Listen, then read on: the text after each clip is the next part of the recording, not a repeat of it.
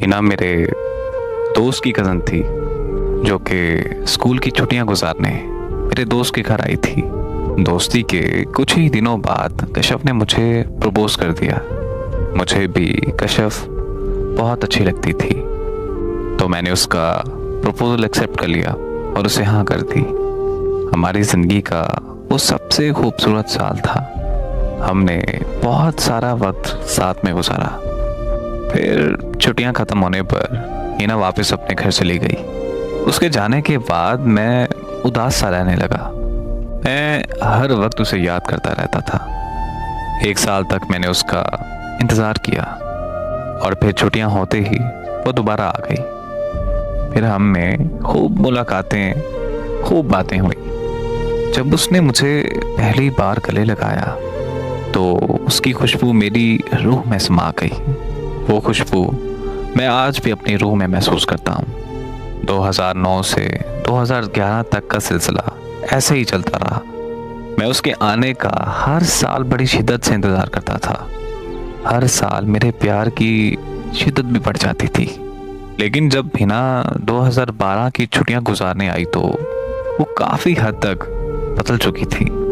उसने मुझे देखते ही अपनी नज़रें फेर लीं और मुझसे बात तक नहीं की। और अगले दिन वो वापस अपने घर चली गई। तो मैंने अपने दोस्त से पूछा कि अरे यार, हिना को क्या हुआ है?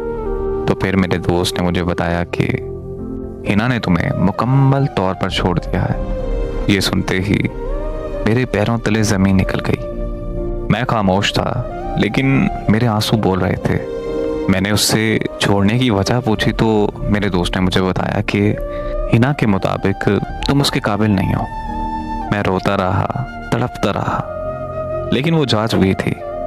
मेरा उससे राब्ते का कोई जरिया ही नहीं था।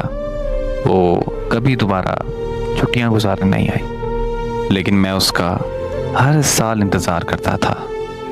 और फिर 4 साल बाद 2016 में वो मुझे फेसबुक पर मिल गई। मैंने उसे फेसबुक पर मैसेज किया तो उसने मुझसे बात करने से इनकार कर दिया। मैंने उससे पूछा कि आखिर मेरी गलती क्या है?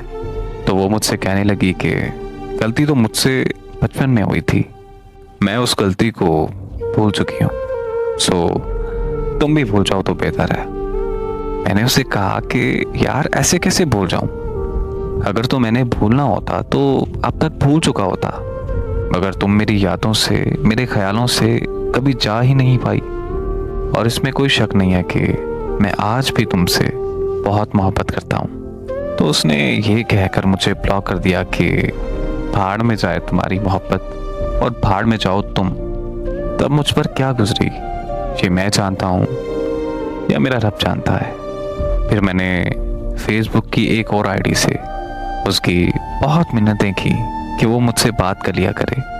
तो उसने मेरी बात मानकर हाँ कर दी, मगर मेरे मैसेज करने पर वो ऑनलाइन होने के बावजूद भी कई दिन तक मुझे रिप्लाई नहीं करती थी। मुझे बहुत तकलीफ़ होती थी, लेकिन मैं बर्दाश्त कर जाता था। एक दिन मैंने उसे देखने की ख्वाहिश की तो वो मान गई। उस दिन मैं उसके घर के बाहर घंटों तक तेज़ और सर्द बारिश में उसका इंतज़ार करता रहा। रात को 11 बजे उसका जाकर रिप्लाई आया। मैंने उससे थोड़ा गुस्से में बात की तो वो मुझसे लड़ाई करने लगी। वो मुझसे कहने लगी कि मुझसे ऐसे बात करने वाले तुम होते कौन हो? मैं उस दिन अपनी बेबसी पर बहुत रोया था। 4 साल तक मैं उससे प्यार की भीख मांगता रहा और वो मुझे भीख भी तरसा तरसा कर देती थी। तो काफ़ी वक्त गुजरने के बाद 2019 में मैंने उसे पूछा कि वो आखिर ऐसा क्यों कर रही है, आखिर वो मेरी क्यों नहीं हो सकती, मेरे प्यार में क्या कमी है? तो वो मुझसे कहने लगी कि कमी तुम्हारे प्यार में नहीं, बल्कि कमी तुम में है। और ये बात याद रखना कि मैं तुम्हारी कभी नहीं हो सकती, क्योंकि तुम मेरे लायक नहीं हो। तो मैंने उससे पूछा कि मैं कैसे तुम्हारे लायक बन सकता हूँ? तो उसने मुझे कहा कि तुम बस मेरी जान छोड़ दो। मैं उससे बहुत कुछ कहना चाहता था, मगर बस इतना ही कह पाया कि लो, आज से मैंने तुम्हारा पीछा छोड़ दिया। आज 3 साल हो गए हैं। मैंने दोबारा उससे कभी राब्ता नहीं किया, मगर ऐसा नहीं है कि मैंने उससे प्यार करना छोड़ दिया है। मैं आज भी उससे शिद्दत से चाहता हूँ और अपनी आखिरी सांस तक उसे